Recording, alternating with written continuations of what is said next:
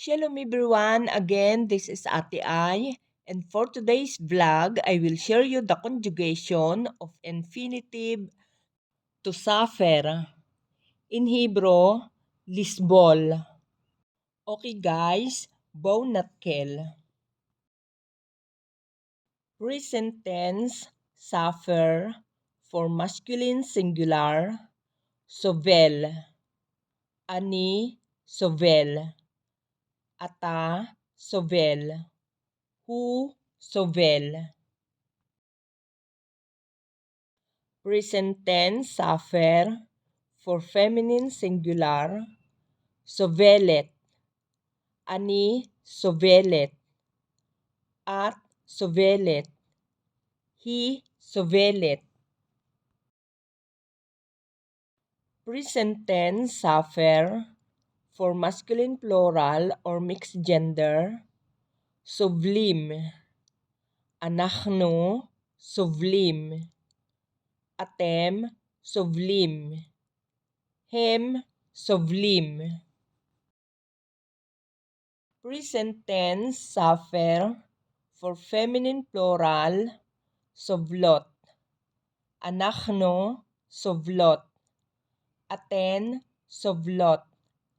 Hen, sovlot. Okay guys, for past tense is suffered. Savalti. Savalta. Savalt. Saval. Savla. Savalnu. Savaltem. Savalten. Savlu. Savlu.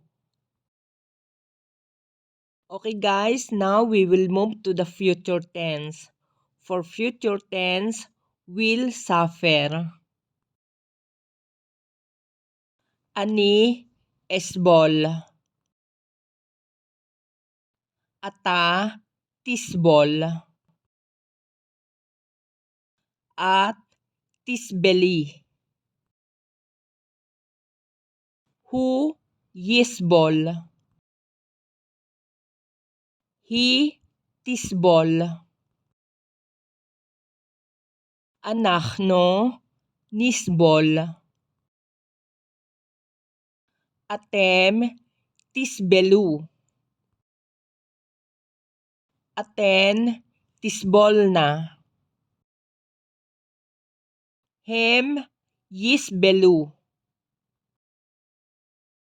Hen, tisbolna.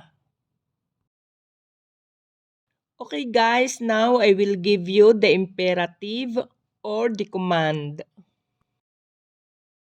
Imperative, suffer, for masculine singular, svol. Imperative, suffer, for feminine singular, sivli. Imperative, suffer, for masculine plural, sivlu. Imperative, suffer, for feminine plural, svolna.